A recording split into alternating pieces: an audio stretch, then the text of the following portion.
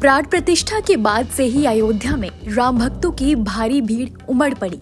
भक्तों की अगाध श्रद्धा के आगे भगवान को झुकना पड़ा और वो लगातार भक्तों को दर्शन देते रहे।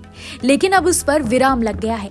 मंदिर में रामलला चूंकि 5 वर्षीय बालक के रूप में विराजमान है, इसलिए उन्हें अब दोपहर में विश्राम देने की व्यवस्था शुरू की गई है। 22 जनवरी को प्राण प्रतिष्ठा के बाद से ही भक्तों की अपार आस्था को देखते हुए बालक राम भी तपस्या कर रहे थे और रोजाना लगातार भक्तों को 15 घंटे दर्शन दे रहे थे। लेकिन 25 दिन बाद बालक राम ने शनिवार को पहली दोपहर में विश्राम किया है। राम मंदिर में दोपहर 12 बजे की आरती के बाद पट बंद हो गए, जो 1 बजे खोले गए। इस बीच भक्तों को रामलला के दर्शन नहीं हुए। 23 जनवरी को जब से राम मंदिर भक्तों के लिए खुला, तब से मंदिर में भक्तों की भीड़ कम होने का नाम नहीं ले रही है। अस्थायी मंदिर में रामलला के दर्शन 2 पालियों में होते थे। सुबह 7 से 11:30 बजे और दोपहर 2 से 7 बजे तक ही दर्शन होते थे। नए मंदिर में रामलला की प्राण प्रतिष्ठा के बाद जब 23 जनवरी को पहली बार मंदिर भक्तों के लिए खुला, तो आस्था का सैलाब उमड़ पड़ा। भारी भीड़ के चलते व्यवस्थाएं ध्वस्त हो गईं। पहले ही दिन 4 लाख से ज्यादा भक्तों ने रामलला के दर्शन किए। 23 जनवरी को मंदिर पहले की तरह सुबह 7 बजे खुला, लेकिन भीड़ इतनी ज्यादा उमड़ी कि रात 10 बजे तक मंदिर खोलना पड़ा।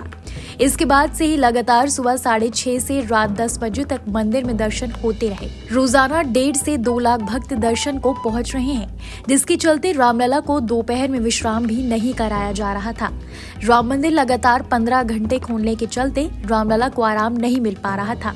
इसको लेकर संतों ने आपत्ति भी की थी। ट्रस्ट के महासचिव चंपत राय ने भी एक बयान में कहा था कि रामलला को 15 घंटे तक जगाना सही नहीं है।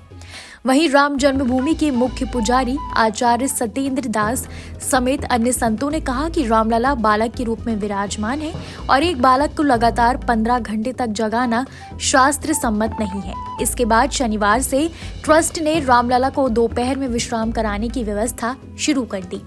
शनिवार से रामलला को दोपहर में करीब 45 से 50 मिनट का विश्राम पुजारी करा रहे हैं। अब दोपहर में 12 बजे की आरती के बाद मंदिर के पट बंद कर दिए जाएंगे और 1 बजे से वापस राम भक्तों को अपने आराध्य के दर्शन होंगे। हालांकि आरती के समय राम भक्तों को दर्शन होंगे, लेकिन उसमें वही लोग मौजूद रहेंगे जिन्होंने दोपहर की आरती के लिए ऑनलाइन आवेदन किया होगा या फिर राम मंदिर ट्रस्ट के सदस्यों की अनुमति से उनके लिए आरती पास जारी हुआ होगा।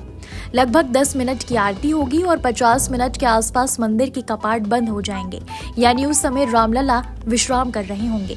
इसके साथ ही आसानी से प्रभु के दर्शन हो सके, इसके लिए पास जारी करने की प्रक्रिया भी शुरू की जा चुकी है।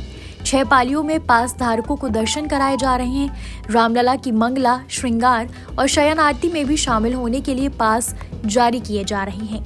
भक्तों के लिए जल्द ही कई अन्य सुविधाएं भी विकसित की जाएंगी।